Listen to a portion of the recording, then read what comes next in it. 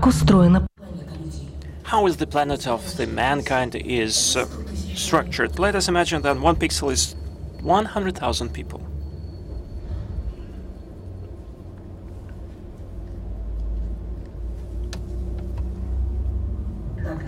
Then this is 7 billion strong mankind. More than half of the people of the world are living in the cities.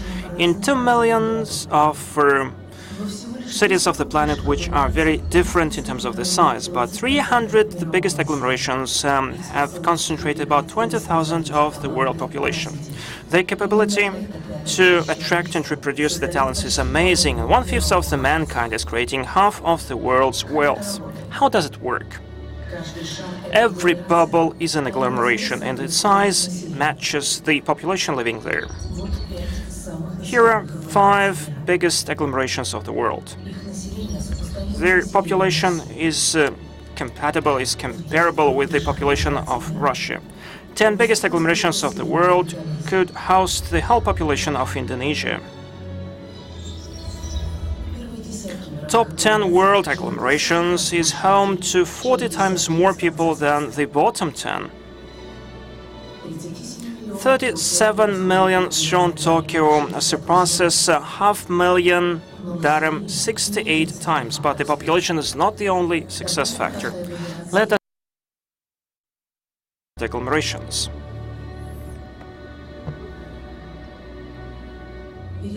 Here you see the physics/economic model of 300 biggest agglomerations of the world. Every agglomeration is a body, and its size for the human and financial capital. Many agglomerations with less population economically are more successful than the most densely populated. Jakarta and Tokyo are home to almost equal number of people, but Tokyo is 20 times more wealthier. The economics of 5 million strong Boston is more powerful than 37 poorest agglomerations of the planet taken together, although they are home to 170 million people. And physical map of the world.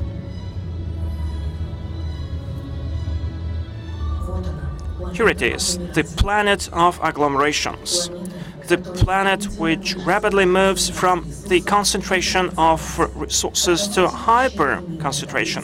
This is the current table of the World League of the champions among the agglomerations. Just 3 biggest agglomerations totally create 4% of the economy of the world, or they are comparable with such countries as Germany and Russia. The total economic weight of the top 10 agglomerations is second only to the economies of the United States and China, but surpasses the one of Japan. The 21st century is the time of fantastic growth of megacities from Asia. Out of 50 most densely populated megacities of the world, 34 are located in Asia, 6 in Latin America, and 6 in Europe. But the picture of the wealth of the cities is very much different. Among 50 most economically successful agglomerations, half are located in North America. Welcome to Moscow, one of the most rapidly growing agglomerations of the world. Moscow today is number 10 in terms of economics. It contributes more to the world economy than such countries as Belgium, Switzerland, Chile, or Vietnam. Moscow economy is more than the economies of Mumbai, Cairo, Calcutta, Manila, and Chennai taken together, which are home to more than 70 million people.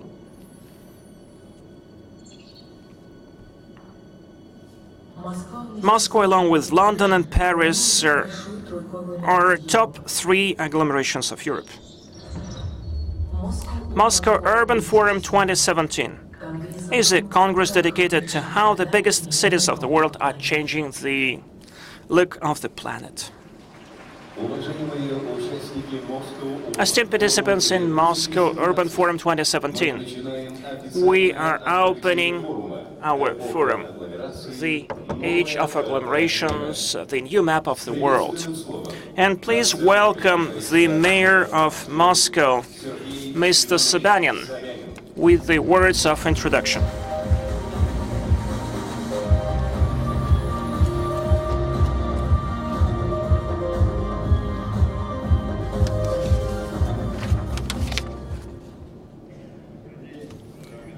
Good afternoon, esteemed ladies and gentlemen.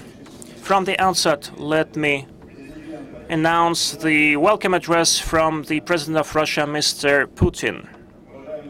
Esteemed friends, let me welcome you at the Moscow Urban Forum 2017. Over the past years, the urban has strengthened its importance and has become a landmark event in the area of urban development. Russia, like in other countries, the role of megacities cannot be exaggerated and is ever increasing in culture, economy, etc. And the compliance with the environmental standards and the favorable investment climate determine the competitiveness, not only for the cities, but also for the countries in general. And megacities also affect the quality of living of the people. Therefore, we have to attach great importance and pay attention to the reliable functioning of all the items of infrastructure, to optimization of the traffic flows, energy saving, and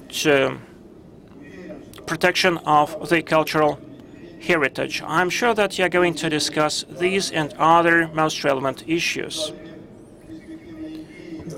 We will welcome and celebrate all the constructive ideas proposed, including the ones aimed at solving the problems of the development of the Moscow agglomeration, one of the biggest on the planet of Earth. I wish you successful and fruitful work and everything the very best. Vladimir Putin. Dear friends,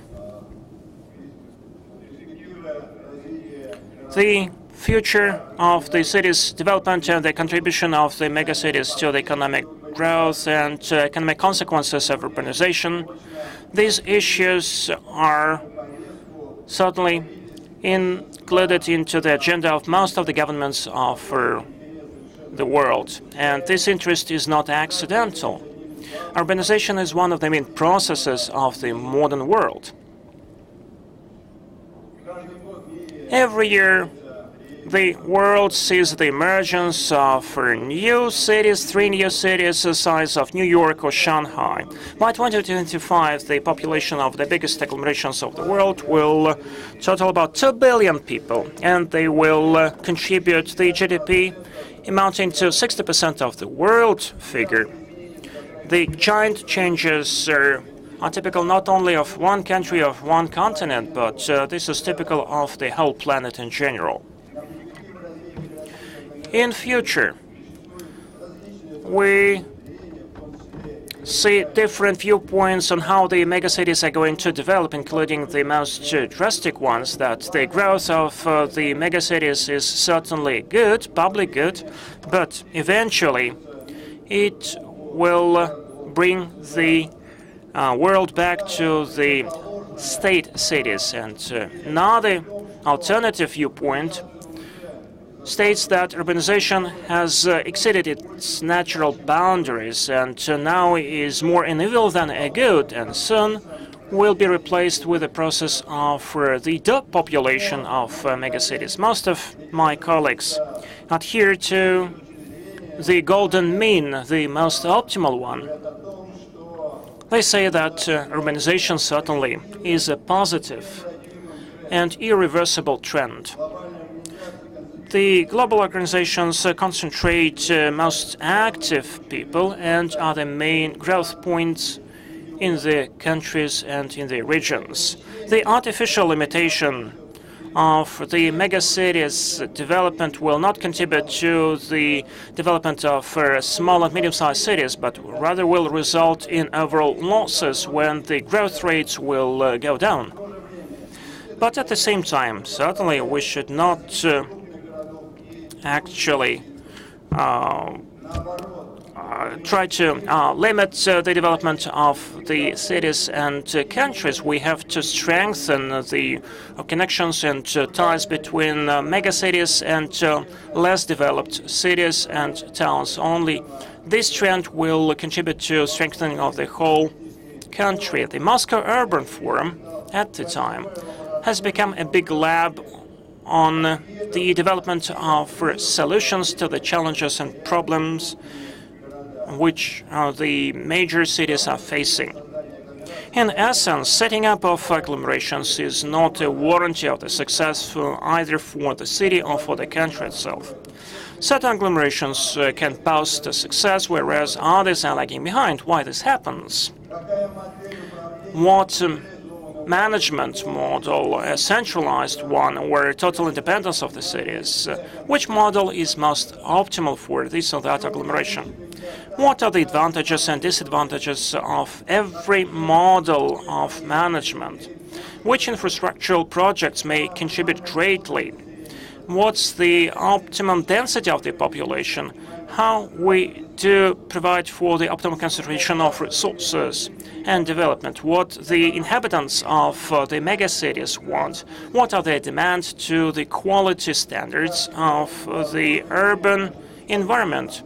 How the megacities are changing our view of the comfort and how we get rid of the slums. And every megacity of the world runs into such problems and challenges. And certainly we have to look for answers to those common problems altogether, concertedly. This forum is dedicated to the discussion of the problems of the urban agglomerations, and I rely on the serious negotiations and talks which will result in practical recommendations and certain conclusions. However, in this discussion, I would like once again to thank the President of the Russian Federation, Mr. Putin, the government of Russia, the Ministry for Economic Development, Ministry of Transport, Ministry of Utilities, and the MPs of the Parliament for the development of the major urban agglomerations. We extend our gratitude to our colleagues from the Moscow region, who we are dealing with on a daily basis in order to make the life of 20 million strong Moscow agglomeration more comfortable. I'd like to thank our guests from other countries of the world. Welcome to Moscow.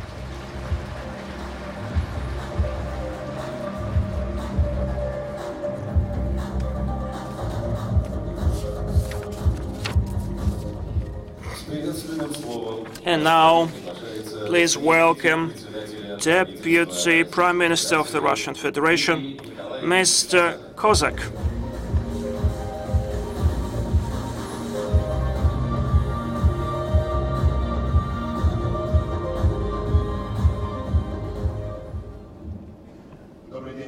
Good afternoon, esteemed friends. Dear participants in this forum, on behalf of the government of the Russian Federation and speaking in my personal capacity, I would like to thank and welcome the organizers, Mr. Sobyanin, who inputs all the efforts to make this forum an interesting platform for development of answers to the common challenges related to the urban development. Today, the world economy is moving towards megacities, and I do think that we have already entered the age of agglomerations. Just adding to the statistics which we have seen on the screen, 2% of the on-land territory of the Earth actually is home to more than 2 million cities of the world. And two-thirds of those cities actually are home to almost the whole population of the world. So that's why the questions related to the urban development and development of the city environment is a top priority for the agenda developed by the government of the Russian Federation. The questions which are going to be discussed here at this forum are even more relevant because the government of Russia has embarked on the implementation of 2 or even 3 large-scale national projects. The first one is about the practical implementation of the fundamentals of the regional policy, which has recently been adopted by the President of the Russian Federation. This is about the action plan, and the top priority objective is to develop the strategy for the spatial development of Russia. The government of Russia has already approved the requirements to the contents and the prerequisites for the development of the strategy. Until 2018, we have to develop this strategy and to develop the view on the future for every territory, for every member of the Russian Federation. We have to determine the place of every region in the interregional division of labor. Quite recently, together with all the heads of the regions, we have approved the concept of this strategy, setting certain priorities. And among those priorities, you can find the increasing in the number of the gravity points in terms of the agglomerations and megacities. Therefore, we'd like to spread those megacities across the map of Russia. We are looking forward to determine those prospects, to determine this future for each and every such megacity, so that we could have more such cities as Moscow and St. Pete in Russia, and they have to become the gravity centers for the Russian citizens and for the foreigners who come here to work. And the more accurate we set those priorities, the better. This strategy for the spatial development should not just become a lip service, just a set of papers which would be downplayed, but it would be a mandatory document for all the executive bodies of the Russian Federation and members of the Russian Federation. This would be the strategy which would help us to develop the infrastructure on those priority territories or advanced development territories. Let me remind you that the federal budget allocates more than 5 trillion rubles to set up social and production infrastructure on the territories of the members of the Russian Federation. The more accurate we determine the competitive edge for every territory, the more accurate we are about the geographical location for those growth spots or points, the better, the more successfully we can take advantage of their potential and address a lot of problems. We hope very much that this forum will bring about some practical results, because this problem requires a comprehensive discussion with the experts, with the executive agencies and bodies, with the municipal authorities, and with the representatives of business who will have to use this industrial and production infrastructure. We rely on the extensive discussion of this strategy throughout the year, and that those discussions will bring about some practical results, that our focus is more accurate, that in future we could efficiently plan for the spending of the federal budget and the money of the taxpayers, and the way we determine the tariffs of the national monopolies. The second direction, which is clearly very important. This year we have embarked on the implementation of the large-scale national project on setting up a convenient urban environment. The Ministry for Utilities and Housing, the municipal authorities will face the task to take stock of the urban environment within a 5-year period to provide for setting up a convenient environmental city environment, to set order to the architecture in the cities. The federal budget has allocated more than 40 billion Russian rubles to this end for those purposes. And we are looking forward to a large-scale work on creating favorable city conditions for the residents living in the megacities. And the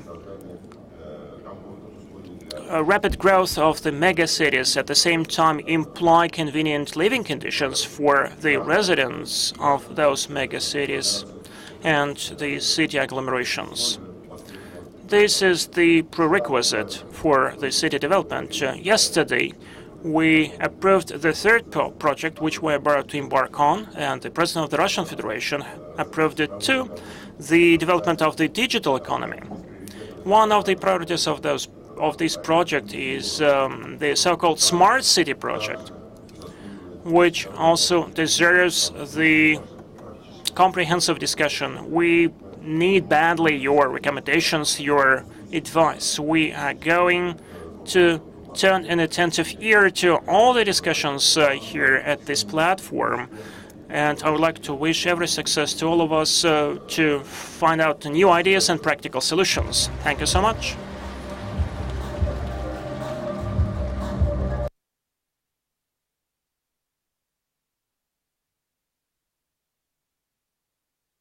And now please welcome the Minister for Economic Development of the Russian Federation, Mr. Oreshkin.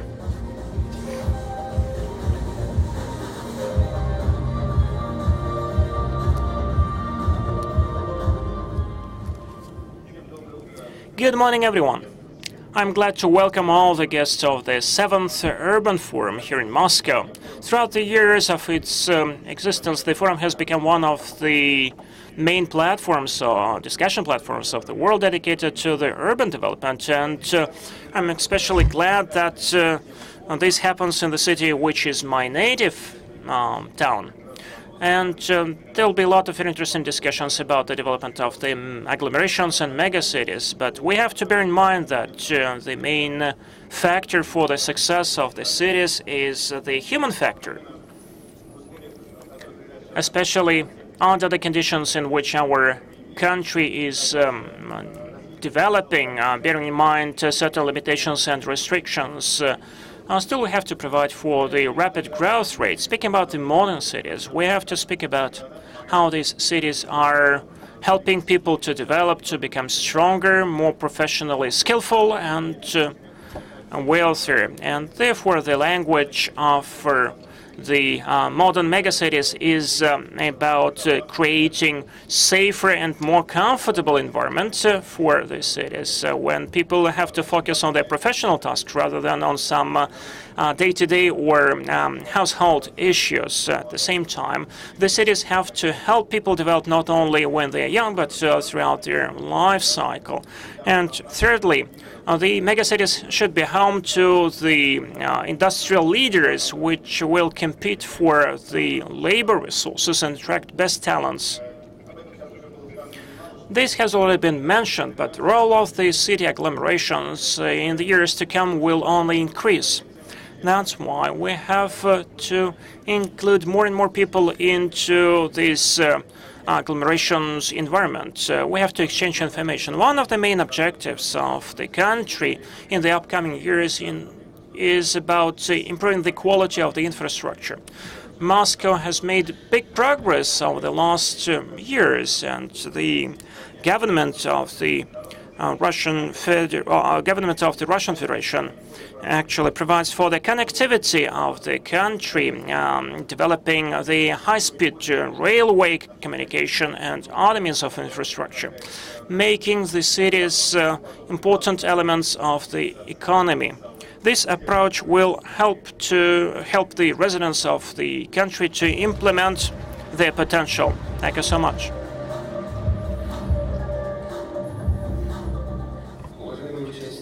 Dear participants in Moscow Urban Forum 2017, please welcome the moderator of the official opening, the political scientist, consultant on setting up the strategies to develop the megacities, professor from Lee Kuan Yew, Professor Parag Khanna. Good morning, honorable ministers and mayors, distinguished guests, and citizens of this great megacity of Moscow.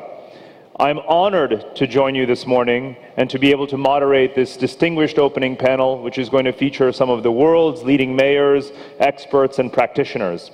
Before we begin, I'd like to share with you some thoughts about the place of the megacity in world history, past, present, and future, and how it is reshaping the map of the world.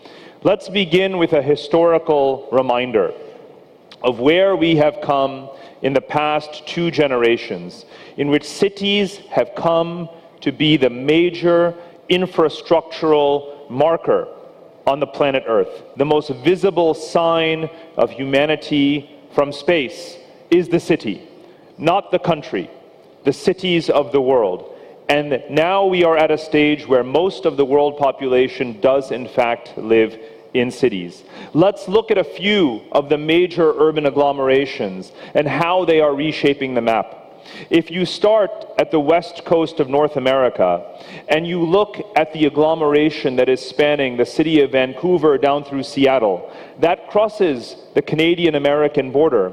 But here you have a major economic and technological cluster. Just to the south, you have San Francisco, or Silicon Valley. It is not the largest agglomeration by population, but of course we think of it as the digital capital of the world. And then to the south of that, you have greater Los Angeles extending down over the Mexican border to the city of Tijuana.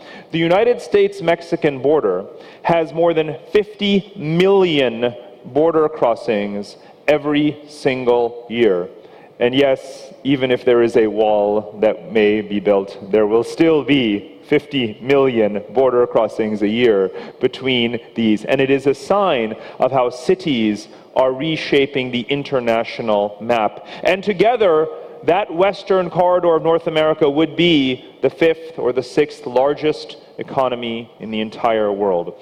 Even larger is the northeastern corridor of the United States, stretching from Boston through New York to Washington, D.C. Here, the emphasis on infrastructure and transportation is so critical because these major cities are yearning to grow together, to be connected through high-speed rail, through better transportation. And then what is already 1/4 of the United States GDP would actually rise even faster. So connecting cities to each other is critical to the growth of each city and nations as a whole. Let's look at Asia, on the other side of the world. For the last couple of generations, we have known that Tokyo is the largest city in the world. Here you have the corridor from Tokyo to Osaka. This represents the majority of the Japanese population and Japanese economy. But now what is happening in this decade is that the megacities of China are surpassing Japan in their size. Here you can see the greater Beijing capital region, Greater Shanghai, the Pearl River Delta region of southern China, and the Chongqing-Chengdu cluster in central China. According to some recent estimates, the Pearl River Delta region, stretching from Guangzhou to Hong Kong, is already the largest city in the world. Its GDP is projected to grow to $2.5 trillion in the coming decade. To put it in perspective, that is about the same as the GDP of India today, which in fact will in the next decade surpass China as the most populous country in the world. Its 2 major megacity clusters, the New Delhi capital region, and Mumbai, are just the beginning of what Prime Minister Modi intends to do with investing in 100 new cities or redeveloping and strengthening the infrastructure of 100 cities, because he knows something that all of us are realizing and appreciating, is that there is no great city, there is no great country, there is no great empire that is not built on the foundation of numerous, strong, well-governed, and well-built cities. In other regions of the world that are already heavily urbanized, there is a new effort underway to use the economic vibrancy that has been built up in recent decades to invest in urbanization. You can see this happening in the greater Tehran region, which has 1/4 of Iran's population. The Nile River Delta region of Egypt that encompasses Cairo has most of Egypt's 80 million people. And in the Gulf region, you have 5 or 6 city-states that, despite the political turmoil that they are experiencing right now, have invested significantly in connectivity between them, and that has helped all of their economies to grow. Now, let's not forget Africa. Africa has 3 major megacity regions: Greater Nairobi, Greater Johannesburg in South Africa, and this, the Lagos corridor, that stretches from Lagos in Nigeria westward across several countries. And you can see here how the gravity of the city, the mass, as was mentioned earlier in the film, is as important as the size, because the city of Lagos alone represents the largest urban agglomeration in Africa and an economy larger than most of the countries in Africa. So those are some examples of how we have evolved into this world of urban agglomerations. Indeed, there are 300 of them that we have been focusing on in the research and the data collection that has been done so well by the Moscow Urban Forum. Here are the 50 or 60 that have the most significant demographic and economic weight. As mentioned, most of them are located, in fact, in Asia. But what is so critical is that we appreciate not just the city and the centrality of the city in national economies. What you see here is the entire world's population. Every human being in the world, every one of us here, is a pixel on this map, all 8 billion of us. And then you see the 50 or 60 major agglomerations. But what you also see is the economic centrality. And what we learn is that the one principal megacity or 2 major cities drive entire national economies. But that is not something that should make us complacent. Because in many large and very populous countries that have 100 million people like Vietnam, or 200 million people like Indonesia, the Philippines has more.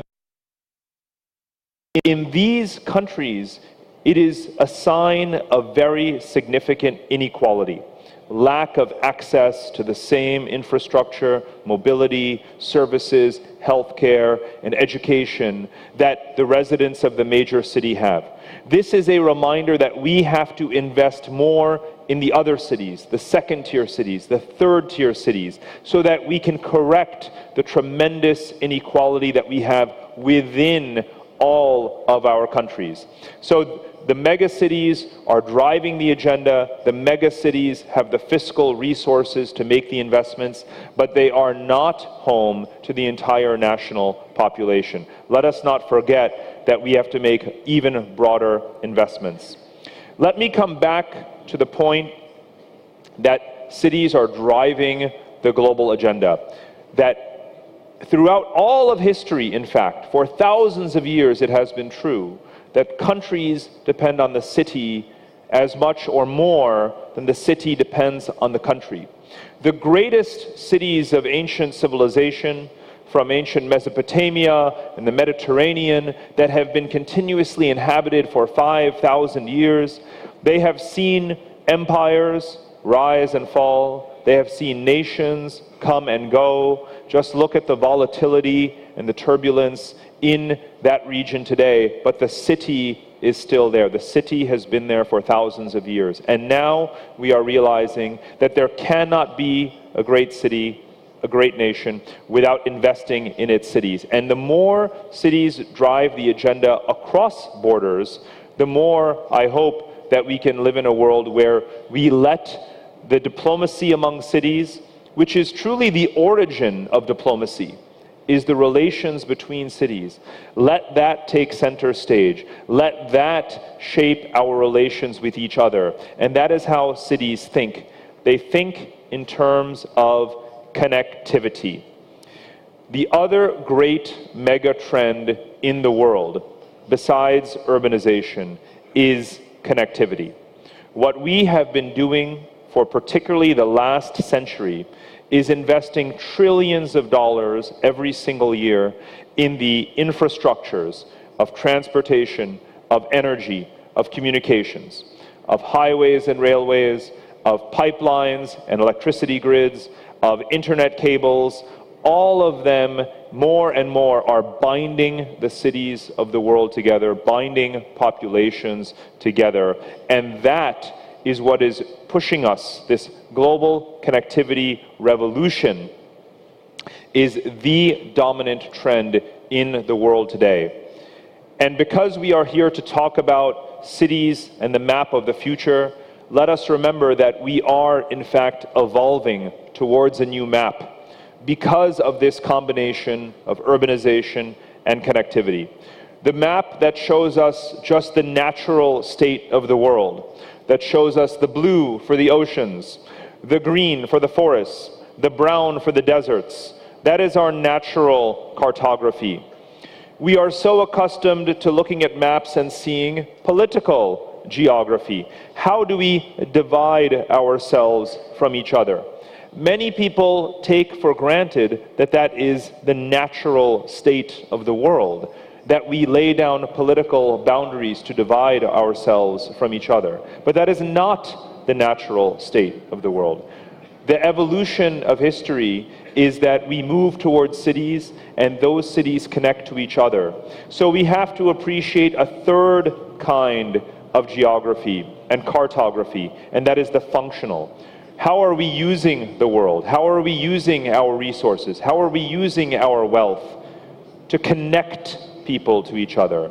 And the proper map of the world, the correct map of the future, will be one that has all three of these layers. It will appreciate nature, it will appreciate politics, but it will also appreciate the overwhelming power and positive potential of connectivity. But what are we going to do to make the most of it? And that is, of course, the main question that the mayor, that officials have been asking us to respond to in the course of these coming days. What can we do for sustainability, for affordability, to make life better for cities, because they are about people, not just infrastructures, the hardware and the software. The good news is that when we invest in sustainability, when we invest if we direct our financial assets, here you can see that the world's stock of debt is 4 times the GDP of the world. This weekend, the G20 leaders are going to be convening again, as they do, to talk about fiscal stimulus, restoring the growth to the world economy. How do we do it? We have to do it through investment in urban populations, in giving people opportunities for jobs. That means investing in infrastructure. And all of this debt, all of this capital has to be invested in those infrastructures and services. That's the affordability part. Now, the sustainability. Over time, when people move to cities, when they decide to take public transportation, when that transportation is built, when they decide to ride bicycles or walk, or to live in mixed-use commercial and residential developments, our emissions per capita go down. And here we are gathered to learn lessons from how cities have already been doing it. We can see that Moscow is doing it, and many other cities in the world have to transfer and absorb those lessons so that we can make sure that a world populated by cities is also a sustainable one, not one that over-exploits all of our collective resources. And where this comes together in the next couple of decades is also in the process that we have come to know as the Belt and Road Initiative, the One Belt, One Road. Most of the entire world's population, almost 2/3 of the world's population, lives on this map. This is not a round globe, this is just a rectangle. This is just 2/3 of the Eurasian continent. And of course, Russia is the largest country in the world. It is central here on this map. And what you can see is that when the leaders of dozens of countries gathered in Beijing last month to ratify this initiative, to move forward with common infrastructure projects, the purpose is to link the cities of this continent together that represent 2/3 of the world's population. And then the small countries, the landlocked countries, the poorer post-colonial countries are going to get connected. Their large populations can be located in cities that are along these new Silk Road corridors, and that is going to be a huge growth opportunity for the future. A lot of opportunity and a lot of lessons to be learned as these infrastructures are built across this great mega continent of Eurasia. And so I want to end on an optimistic note, what I call the Pax Urbanica. We use this Latin root, pax, to indicate peace. Historically, we have talked about a Pax Mongolica, Pax Britannica, Pax Americana. What will come next? I hope that will be the Pax Urbanica, the peace among and led by the cities of the world who intrinsically value their connectivity to each other as being as fundamental to their essence as their role that they play in their countries. And what we are going to do in the coming days is to start to quantify that, to make it meaningful and tangible. How important is diversity? Is trade, is commerce, building the clusters of technology, talent that connect cities in global value chains. And that is what is going to bring us to this Pax Urbanica, to this peaceful global urban network civilization that is our destiny. So I want to thank you all for being here. I want to thank you for having me as your moderator, and now I have the great honor to invite the opening panelists to the stage to join me for our discussion. Thank you. На сцену приглашаются участники официального открытия Moscow World Forum 2017. Мэр Стамбула Istanbul Mayor Kadir Tolbash, Oberbürgermeister of Düsseldorf Thomas Geisel, Moscow Mayor Sergei Sobyanin,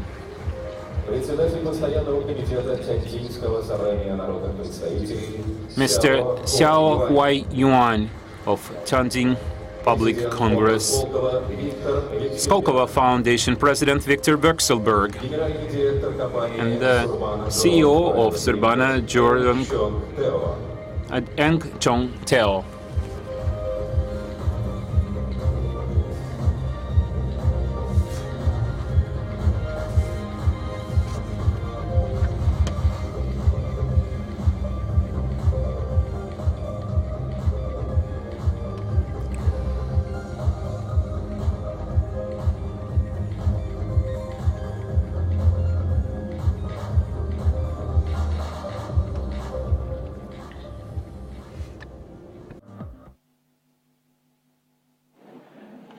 Thank you so much, distinguished panelists, for being here this morning.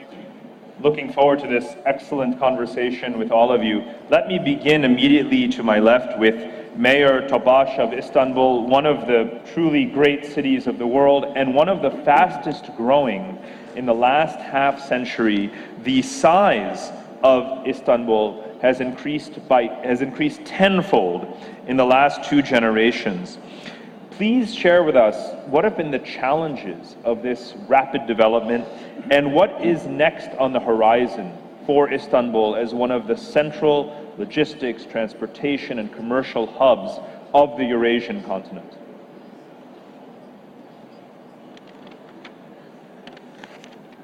Teşekkür ediyorum. Özellikle ev sahibimiz Moskova Belediye Başkanı'na ve burada panelist olan başkanlara ve saygıdeğer konuklara ve Sayın Bakan.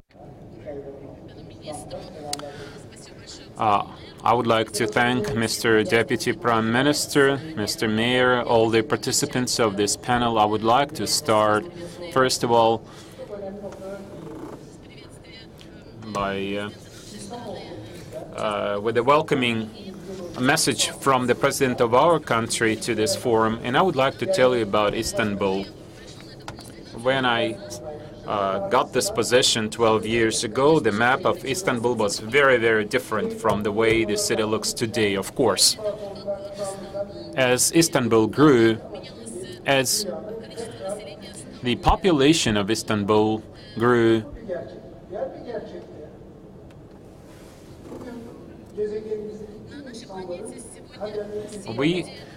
All the people are very much interconnected on our planet today. No cities are any longer isolated. All cities are interconnected. We all can reach each other in a matter of seconds because of modern infrastructure, because of modern communications. All people in the world today are interconnected. So you can no longer talk about a city as an isolated place any longer. Today we have 17 million people living in Istanbul. Economically, we are ranked 41st in the world in terms of economic development compared to other cities of the world. And of course, we face all the same challenges that other major cities face around the world. Technological capabilities enable us to resolve many of the issues we face today. In ancient times, the transport system was based on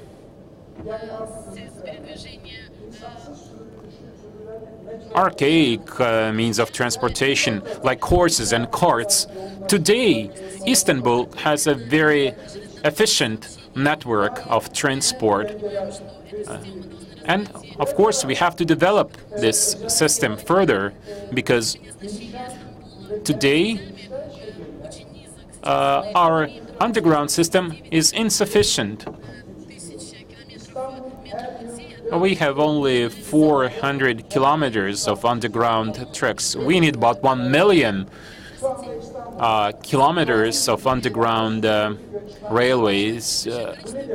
We have a lot of refugees living in Istanbul today because of the situation, because of crisis in the Middle East. We have about 3 million refugees from Syria living in Istanbul.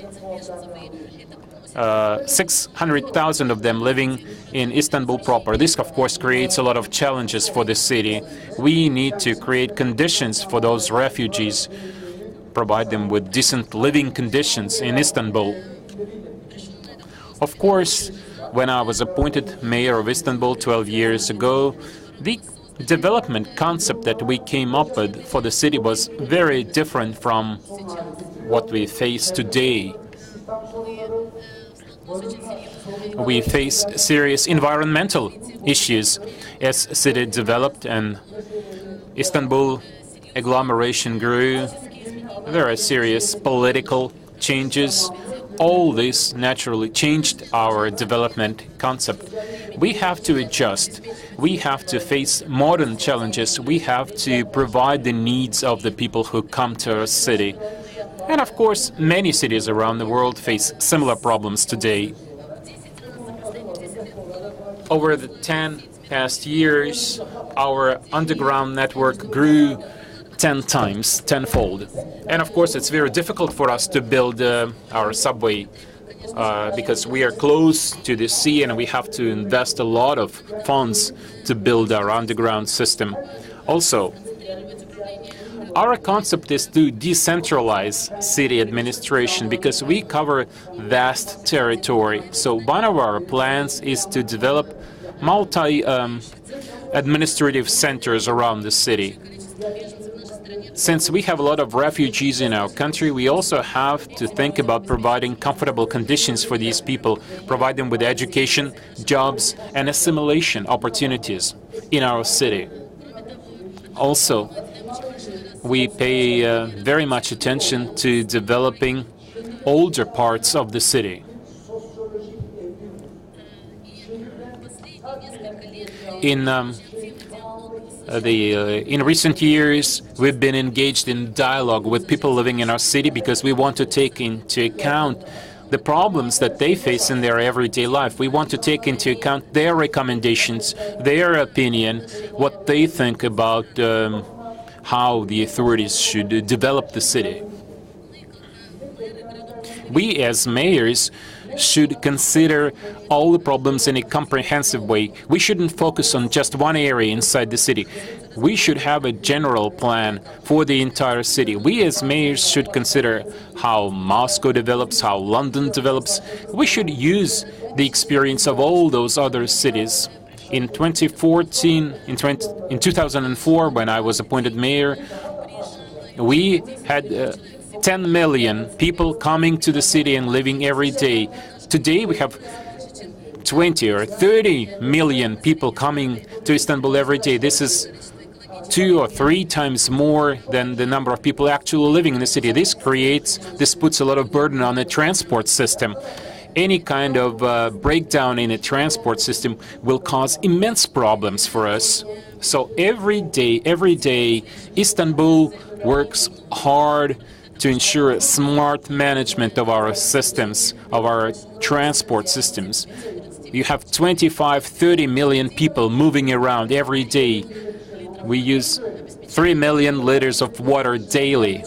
We need to provide people with drinking water. This requires a lot of investment as well, and we're working hard to improve the environmental condition of our city. This is one of our top priorities right now. This is what we invest the most: transport and environment. Also, we set up a few companies working to provide affordable housing for people to come to Istanbul and join our agglomeration, and also for refugees. Like I said, refugees are a serious issue. More and more refugees are arriving every day. Also, Istanbul is growing. We are swallowing up, you might say, nearby cities, nearby towns, which join our agglomeration. So we need also to provide housing and jobs for people who join our agglomeration. And we have serious social projects for those people as well.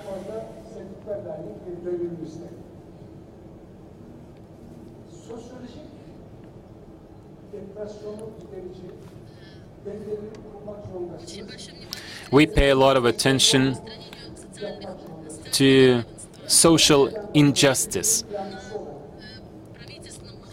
The government and the city authorities, we work hard to provide people with equal opportunities. People who come to our city, whether refugees or people from other parts of Turkey moving to Istanbul, have to have jobs, have to have access to education.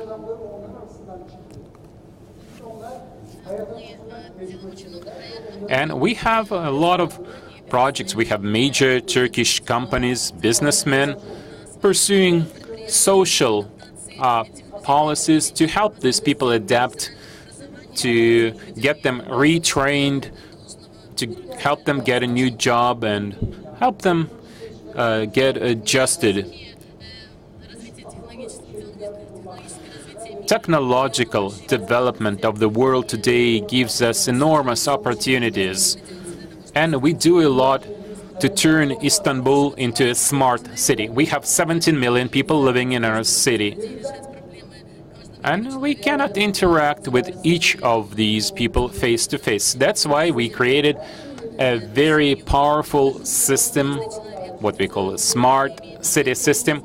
Every person can go online and talk to the authorities via the internet. They don't have to come to a municipal building. All you need to have is the internet, and you can resolve a lot of issues like that. I think this is the future. As the number of people living in a city grows every day, you can't talk to all those people face to face. There is no way. You cannot gather all the people at some municipal building or something. So currently we have a lot of those smart systems in Istanbul. You can go to a bus stop and you will know when the bus will arrive in how many minutes. Or if you need to contact the municipal services, all you have to do is contact the government body through your cell phone. You don't have to go there physically. You don't have to waste your time on going there physically. So what I mean is We have to consider innovation. We have to think of cities as innovation centers.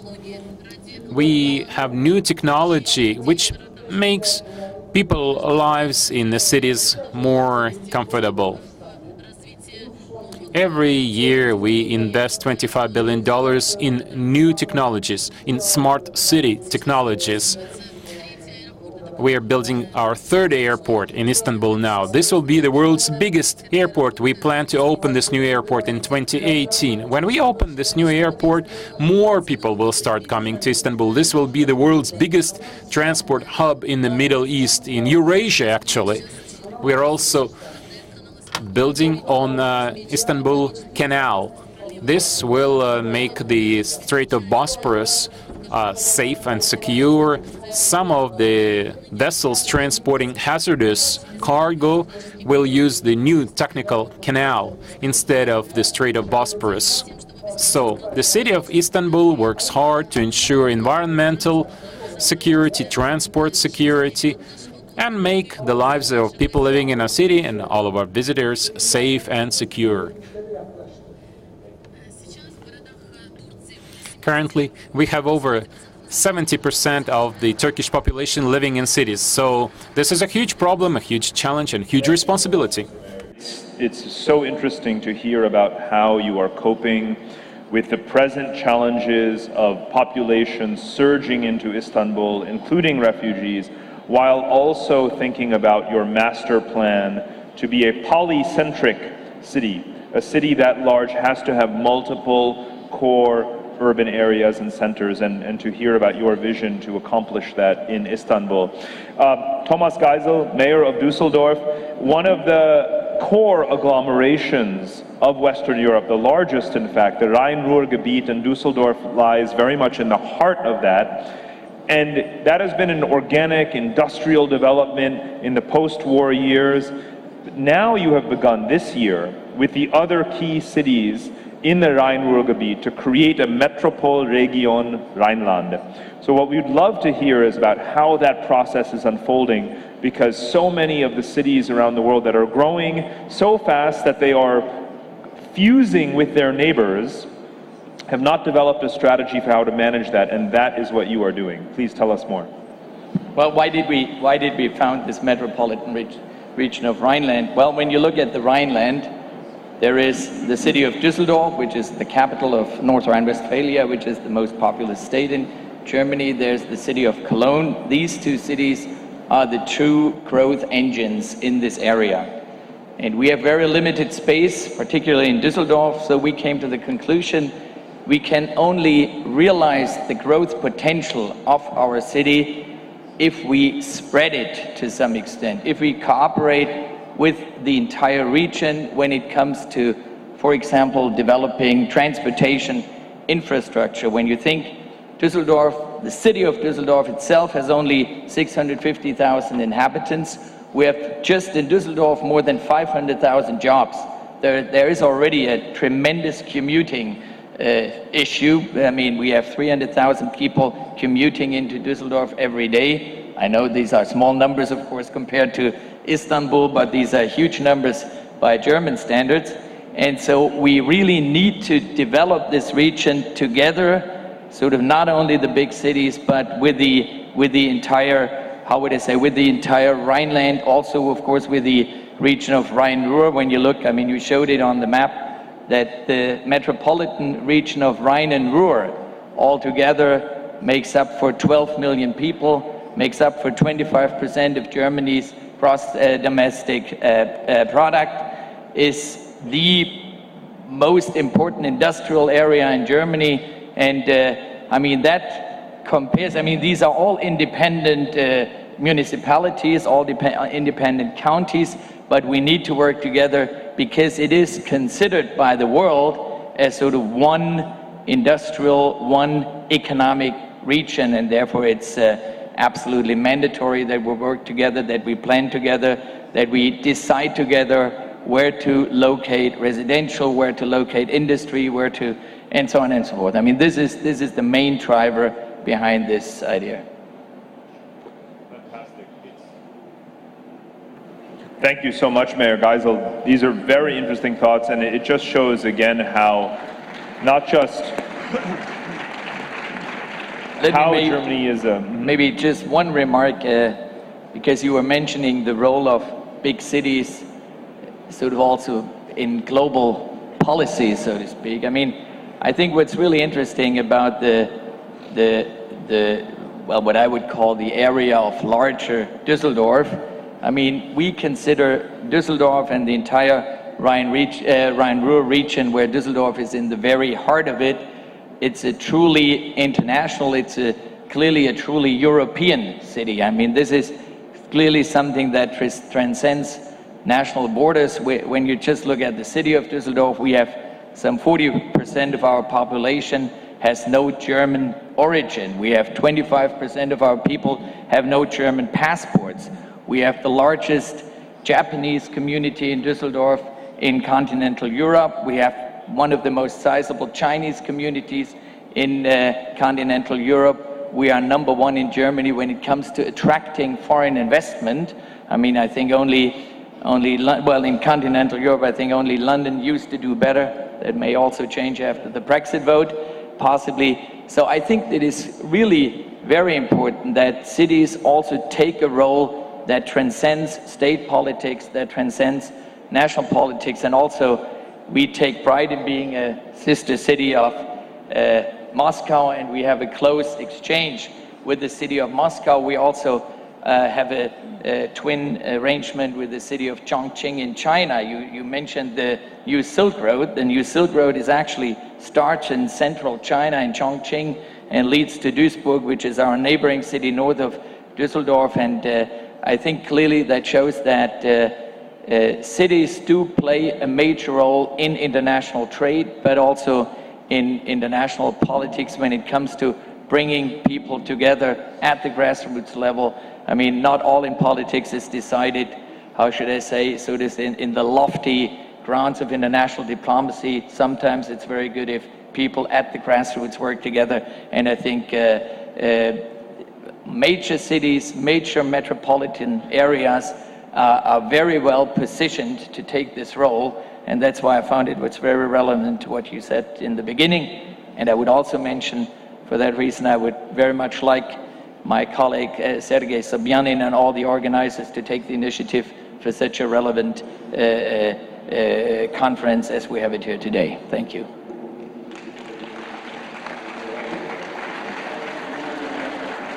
And turn to Mayor Sobyanin, thank you again for being the initiator, the convener of this Moscow Urban Forum. We want to ask you, in light of what you've been hearing already, what is the place of Moscow, the megacity, in this map of global agglomerations? And what is your strategy for Moscow to be an ever more central part of this map?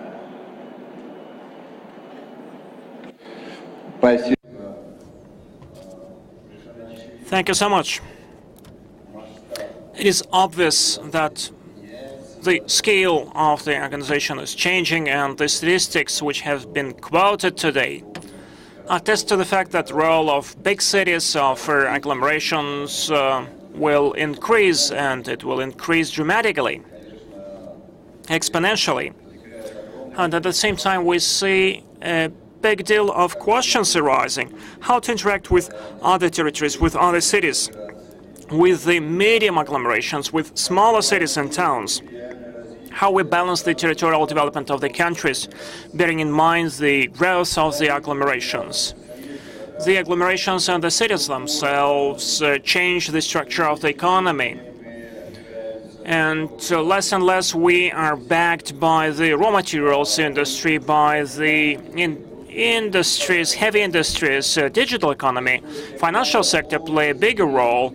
We see the change in the structure of the cities and megacities and their economies. These processes certainly require rethinking our role, and this cannot be done in one city alone or in one agglomeration alone. We have to see a bigger picture. What is going on in the old agglomerations, in the so-called old countries, mature countries, and the emerging markets, we have to take into consideration the global trends, not to make mistakes, to make the right choice. Moscow certainly will always be one of the main drivers of the development of the country, and it will be the advanced post of the country. We will compete with the major cities of the world, and we will interact and compete at the same time. This is one of the main objectives of the city. Thank you. Mayor Sobyanin, let me turn to Mayor Xiao Huaiyan of Tianjin. Tianjin is not only one of the major cities of China, it is part of a broader agglomeration that is forming in China, together with Beijing and the Hebei province. You are forming a megalopolis, I believe it is called Jingjinji, that will have a population together of 130 million people. To put it in perspective, of course, as you know, that is almost the size of the population of Russia. But what you have managed to achieve in Tianjin, for those of us who have been there, I know, it is so technologically sophisticated, economically efficient. And so the question we have for you is, what are the opportunities that are going to be exploited in creating this broader region now that brings together your capital city, Tianjin, and the whole surrounding province?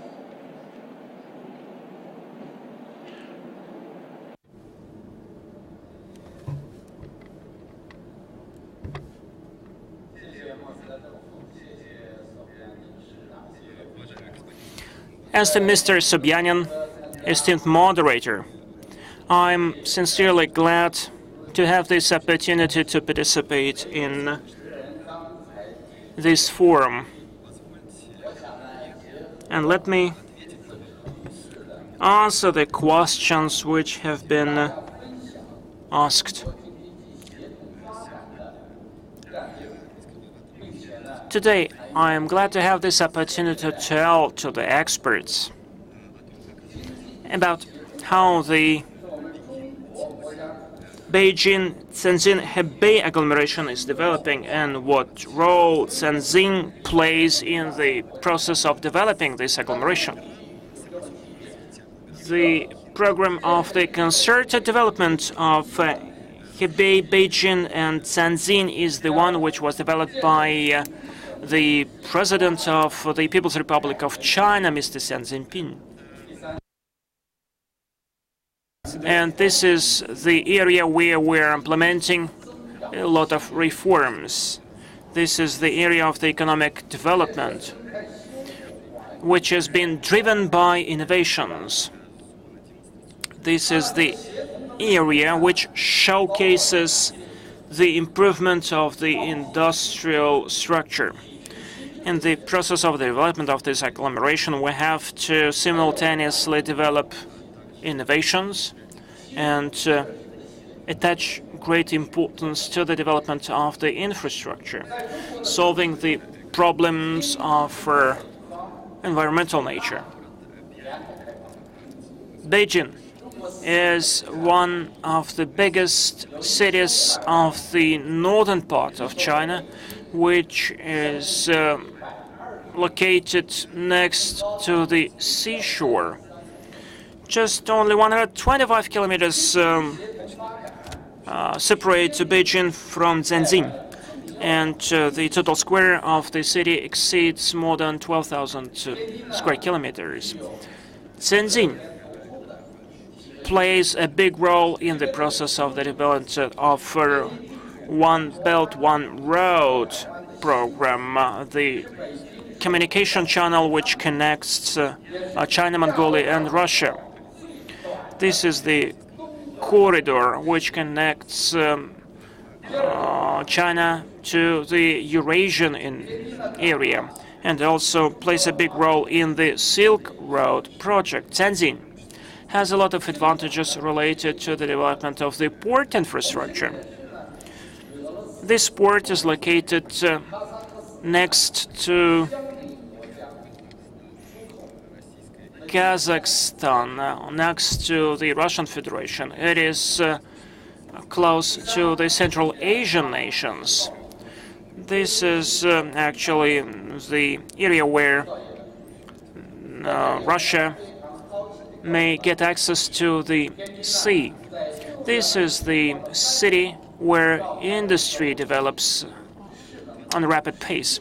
On the 23rd of July 2017, an intellectual forum was set up, a forum dedicated to the development of the smart city or intelligent city, and Shenzhen will play a big role in the development of intelligent cities or smart cities.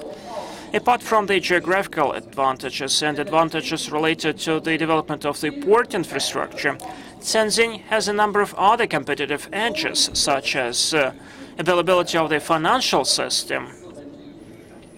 Shenzhen has the free trade zone, where the industries and companies enjoy high-quality financial services. And in terms of the financial services provided and leasing scope, Shenzhen plays a big role in China. 1/4 of all the leasing transactions are done in Shenzhen.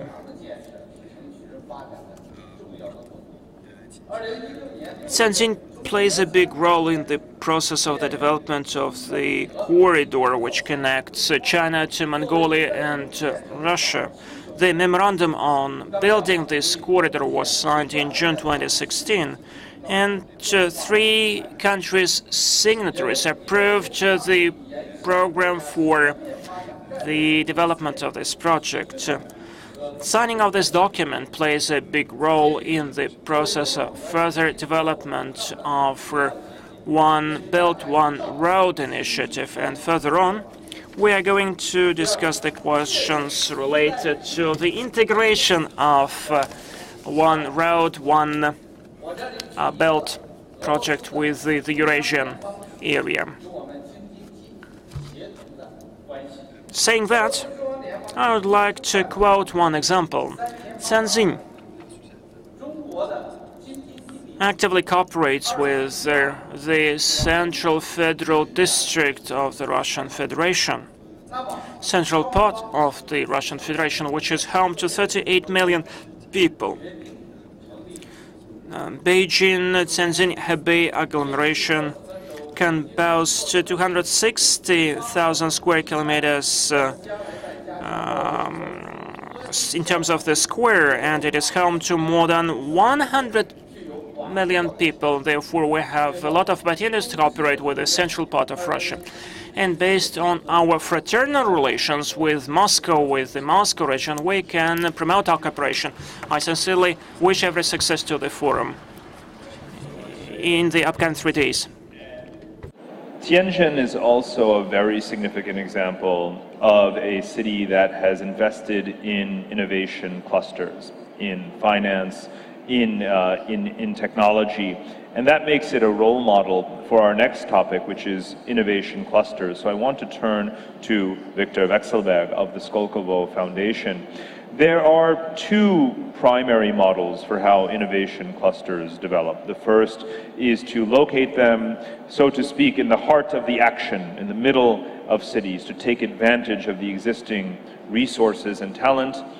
And the other approach is to locate them in newer areas outside of the downtown core of a city to attract and to develop new areas and attract talent there. That is the model that you have pursued with Skolkovo, and we'd like to hear from you what have been the pros and the cons of these 2 different approaches, and what can you tell us about how Skolkovo has succeeded by pursuing its course?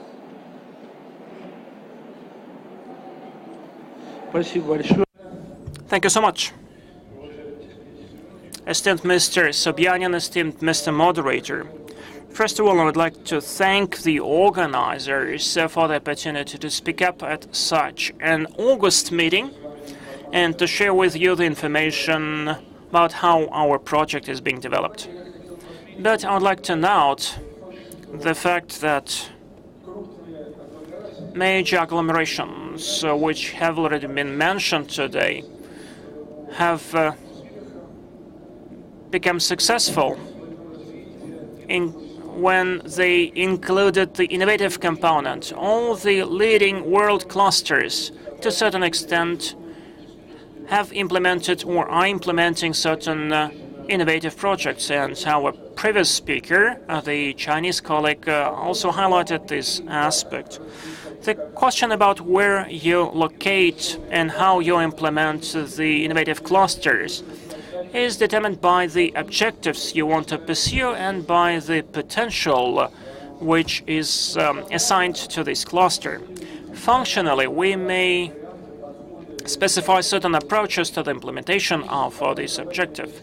So there are certain educational and research clusters which are implemented in the premises of certain universities. There are industrial clusters which are implemented at certain factories and plants. There are certain events-based and communication clusters which provide for the discussion of certain issues. Moscow right now has accumulated a successful experience of implementing of a number of such projects together with the Moscow State University.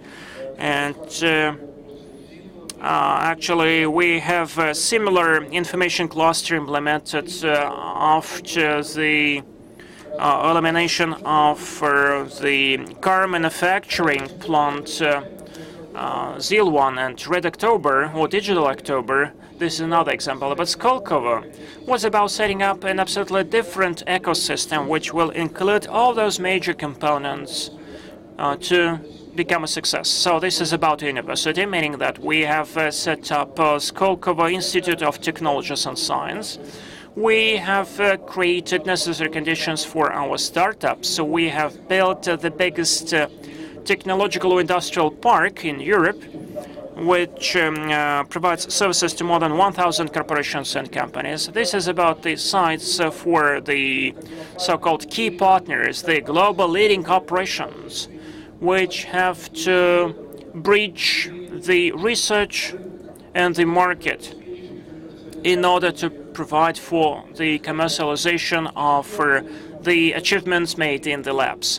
The fourth direction is the venture foundations or funds, the funds which will implement the projects which we are supporting too. And the fifth direction is about the environment, the city or urban environment, which has to provide for comfortable living and work of our residents.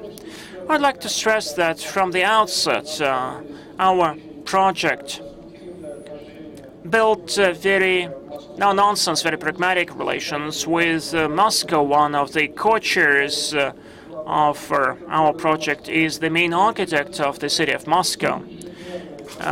The projects related to the transport infrastructure would be impossible without close cooperation with the mayor's office and Moscow government.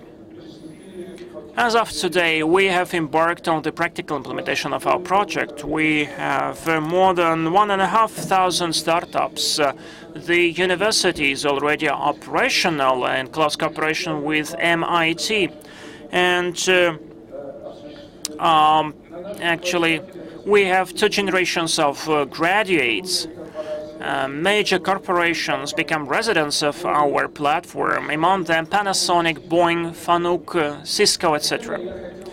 I would like to especially mention 2 major projects which we have, which we're implementing with our key partners.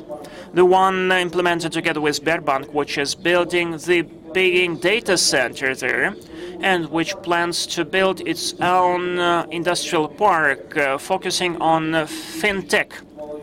This is about more than 10,000 young researchers who are going to deep dive into fintech issues. The second project is the one of the Moscow medical cluster.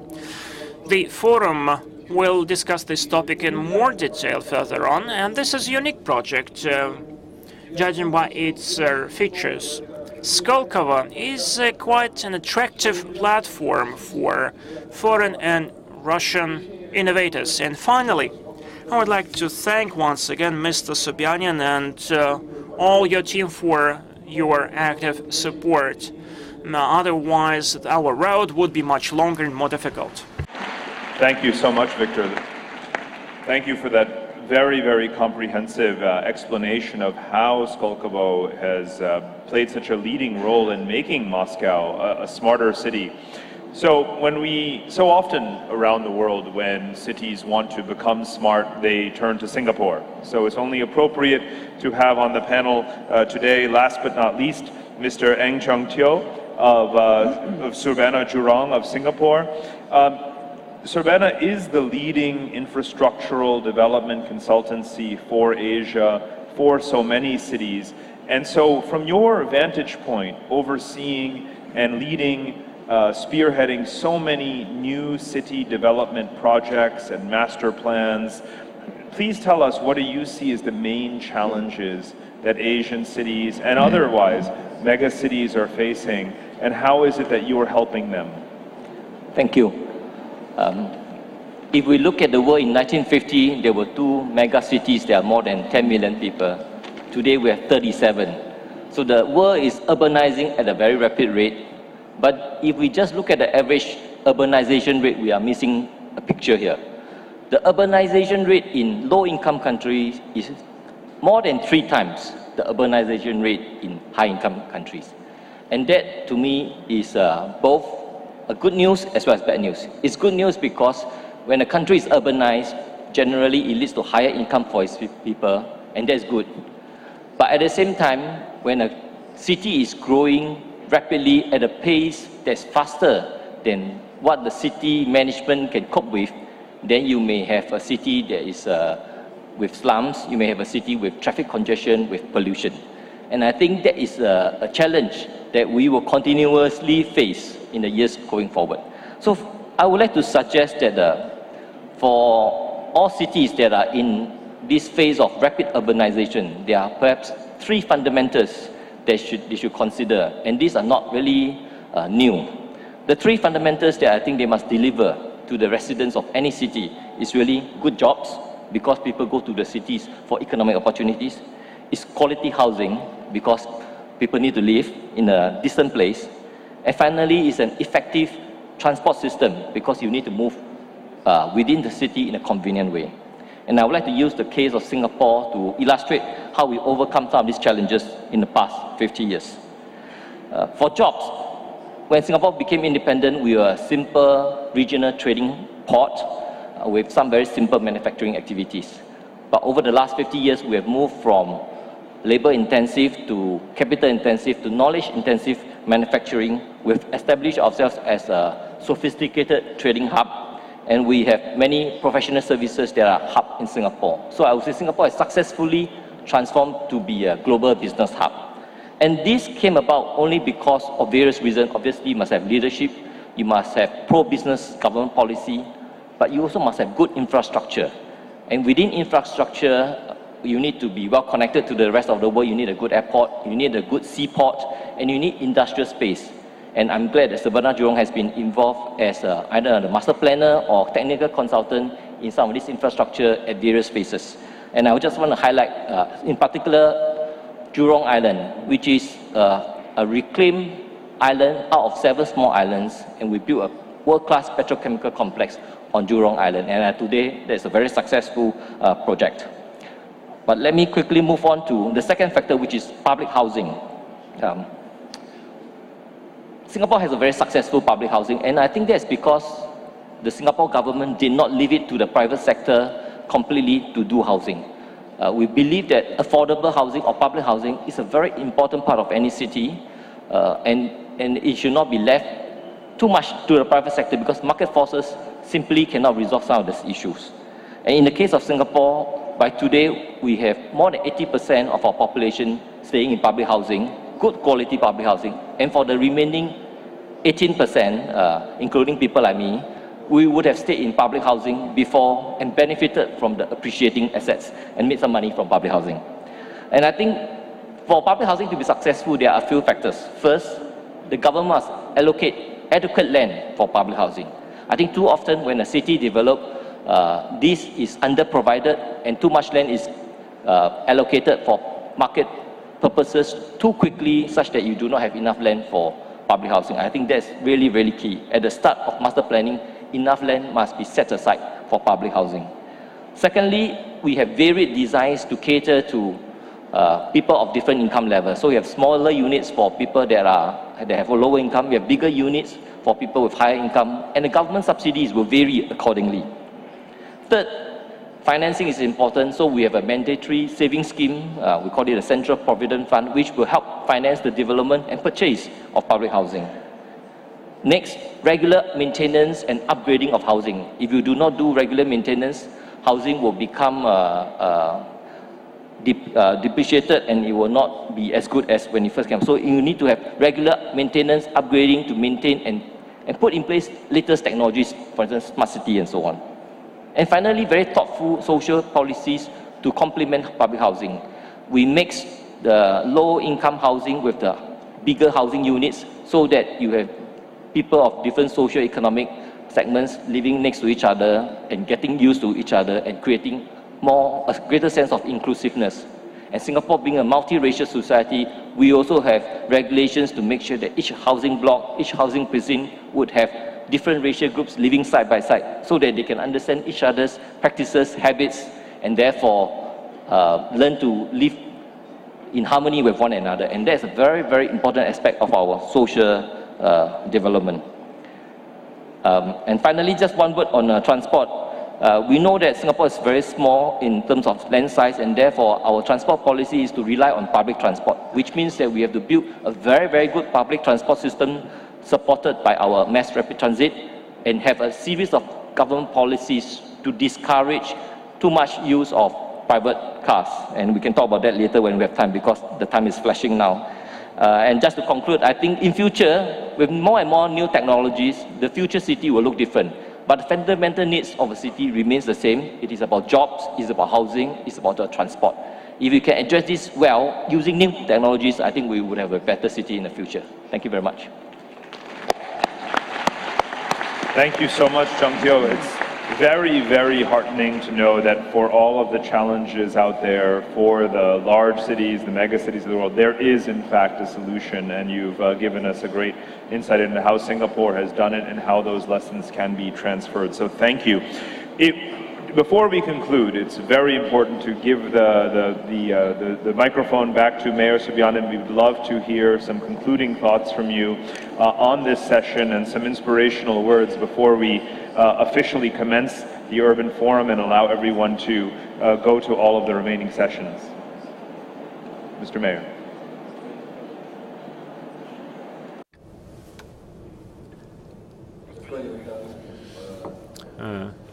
Mr. Hana, my fellow panelists, thank you for starting our forum in such an energetic manner. Our last speaker mentioned reclaimed islands, and we don't face this issue in Moscow. We don't have to do that, but all the other things that have been mentioned can also be applied in Moscow. And all the key issues that have been raised in our discussion this morning will be key for all the upcoming sessions, roundtable discussions. So basically, we have laid out the agenda for our forum, for the rest of our forum. We will talk about connectivity, we will talk about transport, we will talk about healthcare, education, social policies, landscaping, public spaces, housing, new high-tech jobs. These are all the things that we all work on today. These are all the things that we focus on. We want to make our cities, our agglomerations comfortable for people to live in, efficient, economically. And we want to move on with the global trend. Thank you. The best of luck to all of you. Mayor. this is not the end, it is in fact just the beginning of several days of a very, very rich program. We encourage you all to go to as many of the sessions as possible. The next session in this plenary hall, Moscow, will continue at 1 p.m. with the session titled Agglomerations as a Global Governance Challenge, and it will represent the results of the official forum research, the study that is titled Agglomerations, World, Russia, Moscow, which I encourage everyone to read.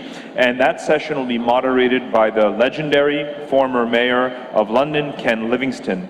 With that, please join me in a very, very strong round of applause for our distinguished panel and enjoy the rest of the Moscow Urban Forum. Thank you. Thank you so much.